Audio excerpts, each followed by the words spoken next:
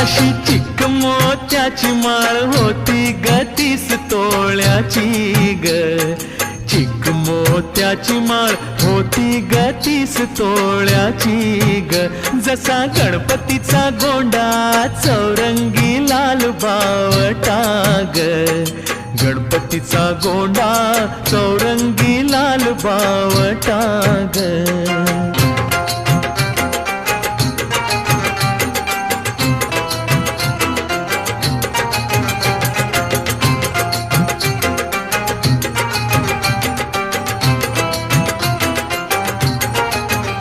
या चिकमाळेला रेशमी मौचार दोराग.